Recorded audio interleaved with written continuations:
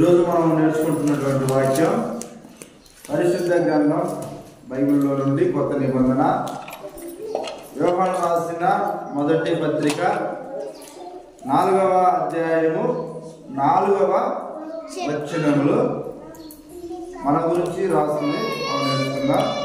ఏమని రాసింది? చిన్న పిల్లలారా, మీరు దేవునికి సంబంధులు. ఎవరు చిన్నపిల్లలు? మనం చెప్పండి, ఎవరు చిన్నపిల్లలు? మనం ఎవరు అంట? దేవుని సంబంధులు. అంటే మనమందరం కూడా ఎవరు? దేవుని పిల్లలు మనము.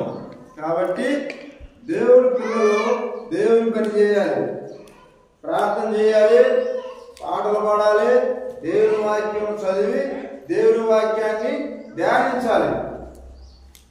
అది ఎంత గొప్ప భాగ్యము! మనము దేవుని పిల్లలు, మనం దేవుని సంబంధులు. ఎవరు? మనందరం కలిసి మనందరం దేవుని సంబంధులు. ఎవరు సంబంధులమో కాదు, స్వయాన మనల్ని సృష్టించిన సృష్టికర్త అయినటువంటి దేవుని సంబంధులు. కాబట్టి మనం అందరము దేవుని పని చేయాలి, దేవుడి మాటలు నేర్చుకోవాలి, దేవుడు ఎవరో తెలుసుకోవాలి. అలాగే దేవుడు ఏదైతే మనకు నేర్పించాడో అవి నేర్చుకొని ఆ ప్రకారంగా మనము జీవించాలి.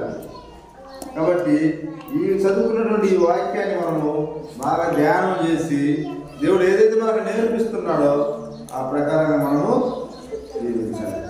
ప్రేమరసంగా చిన్నపిల్లలారా, మీరు దేవుని సంబంధులు, మీలో ఉన్నవాడు లోకంలో ఉన్నవాడి కంటే గొప్పవాడు కనుక మీరు వారిని జయించి ఉన్నారు.